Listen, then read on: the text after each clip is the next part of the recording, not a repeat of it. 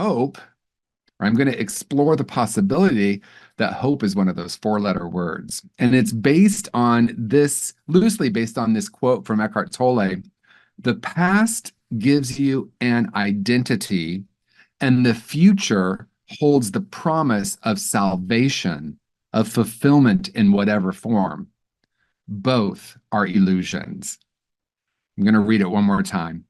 The past gives you an identity, and the future holds the promise of salvation, of fulfillment in whatever form.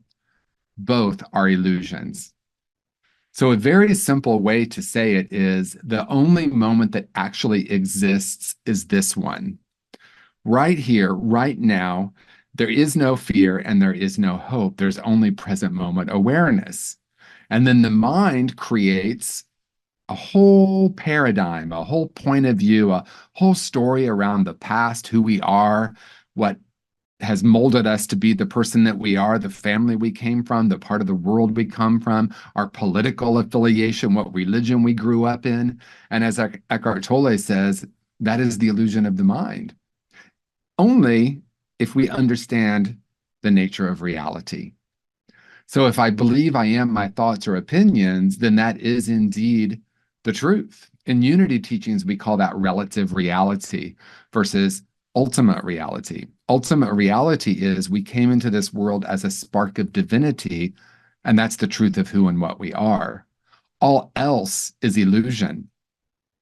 And sometimes it can be so profoundly simple that our minds want it to be more complicated. No, I need a whole process. I need the steps, if you will. We were talking about the 12 steps earlier. Like, what are the steps to enlightenment? What are the steps to awakening? How do I attain something? I want hope for a better future. One of the things that we know in New Thought is that words hold significant power. We believe in New Thought. Unity teachings tell us that thoughts create reality. And for any of you who have heard me speak before, I like to be a bit provocative and say, well, actually, thoughts don't create reality. Frequency creates reality. The thoughts are an indicator or some information for us about the frequency that we're holding. So if I'm walking around saying, the world is a difficult and horrible place, that's an indicator of the energy or the frequency that I'm holding about myself and the world. And indeed, as we know, and so it is. So if I decide at a very deep level that that's true, I will find evidence to support that.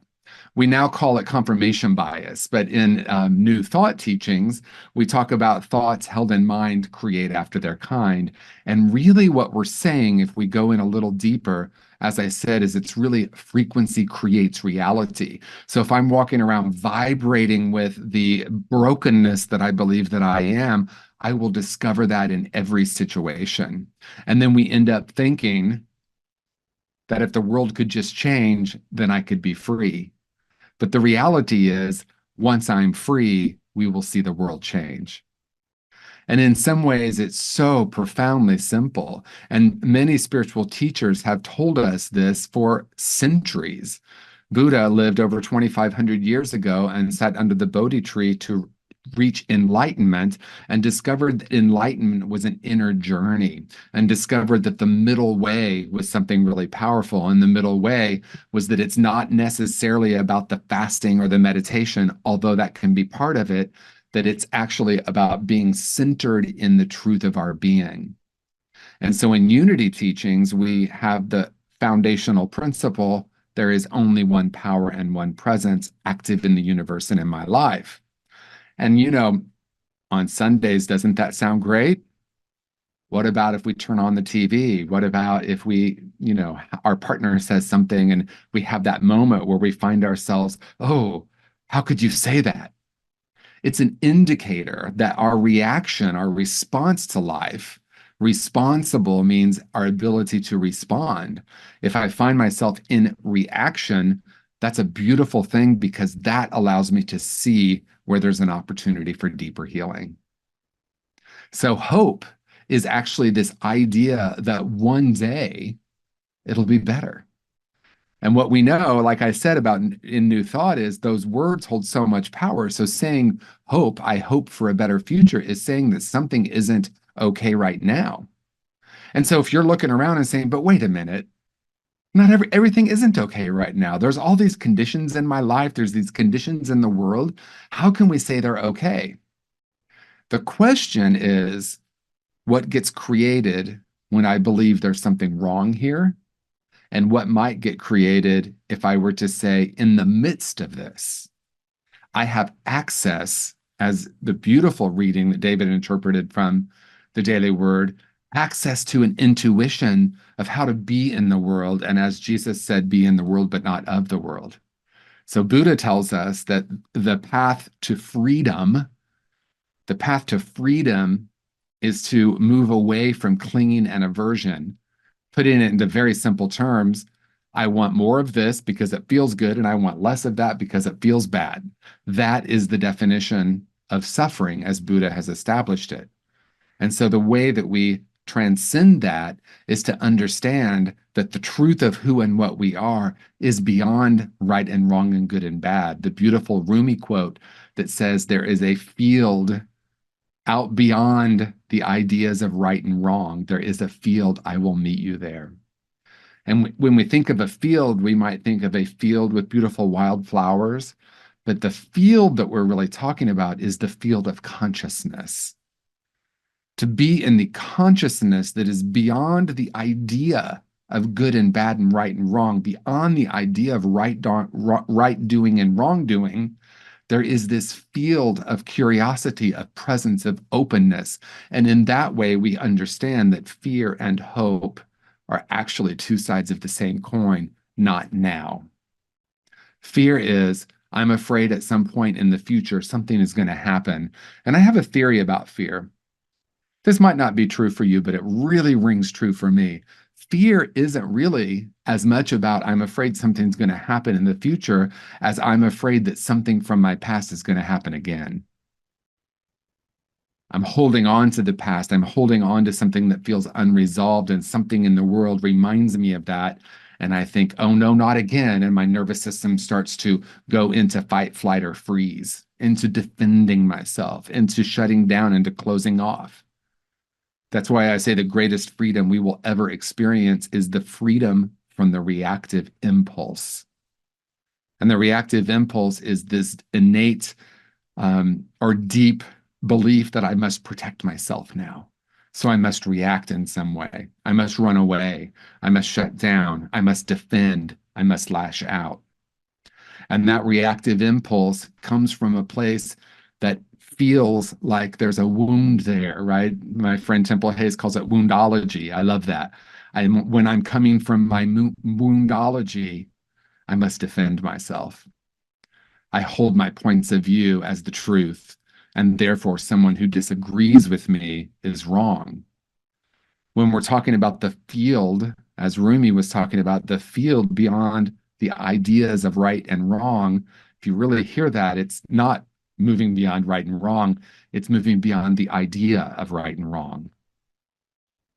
We are continually told that we live in a polarized country, but the truth is we have been conditioned to have polarized thinking, that I have been deeply conditioned to believe that I am my thoughts, I am my points of view.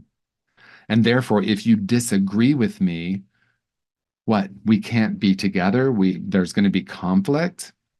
When we move into a field that is beyond the idea of right and wrong, we then move into a state of curiosity, which to me is the awakened state. I know who I am. I am more than my body. I am more than my emotions. I am more than my thoughts. I have those, but it's not who and what I am. Who and what I am is infinite being.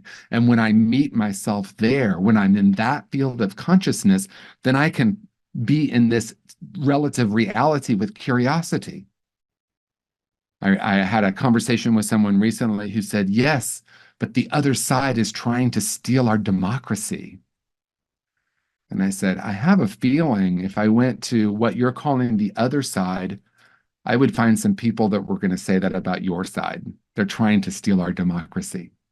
You see, it's all about point of view and perspective, and we've been deeply conditioned to put ourselves into these camps, to find people who agree with us so that we can stay safe. And of course, that came from a very deep need at some point in our conscious evolution. But now we're inviting ourselves to play in this field of consciousness that's beyond the idea of right and wrong and good and bad. Now, for some people, you might say, well, that sounds great, but what about the things that are happening in the world that are horrific? The question that I have is what gets created when we're in the consciousness that that's wrong and I need to come and make it right? So we then are talking about fighting. We're talking about us and them. Those conditions have been prevalent. They've been in the human consciousness, or in unity, what we call race consciousness, meaning the humans' race consciousness, collective consciousness, the agreements, and as Michael Beckwith says, the agreements we've made with mediocrity. War, division, fighting, that is below mediocrity, if you will. And in some ways, we've been conditioned that that's what it means to be human. But if we know that the truth of who and what we are, when we know that, when we have a recognition, we recognize, we remember our own true nature that is beyond all of that, that's what it means to be human. The innate experience of being human and the innate experience of being spiritual actually are one and the same. We came into the world wide open to give and receive love. And for some reason, whether we chose to be here, or it's a fluke, or if we're assigned to be here on planet Earth, we come into a world that teaches us about division. And for many of us, we develop strategies to protect something. And the more broken I feel, the more damaged I feel, the more broken I will see the world. I will see the world as broken and damaged. And so when we talk about activism, a lot of times activism is there's something wrong here and I need to make it right, or I need to be part of the solution. It's so common now. We say things, if you're not doing this, this, or this, you're part of the problem. That's part of the collective consciousness now. And if you really drill into it, what we're really saying is if you don't agree with me, you're part of the problem.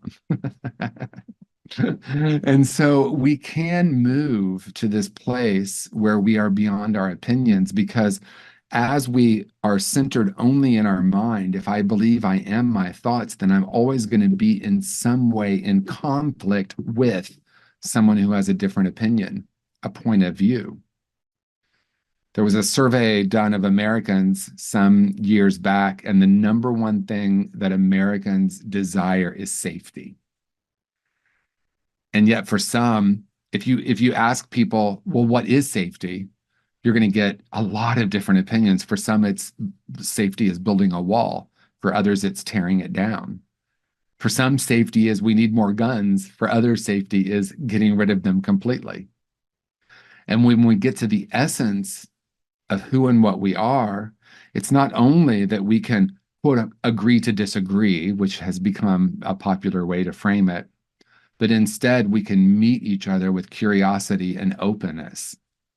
And when we put down the tug, if there's a tug of war and we choose to not pull on the rope, the tug of war is literally over.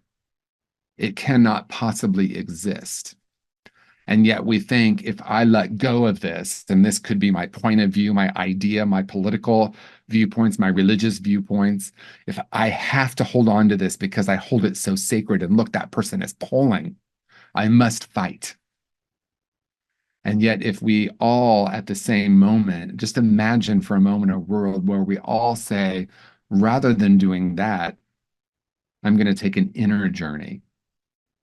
What is required within me to heal those places where I still have that hardness, that place where I bristle, that place where I feel like I must defend. And part of that is knowing deeply who and what we are as essentially whole and perfect spiritual beings, literally literally aspects of the divine.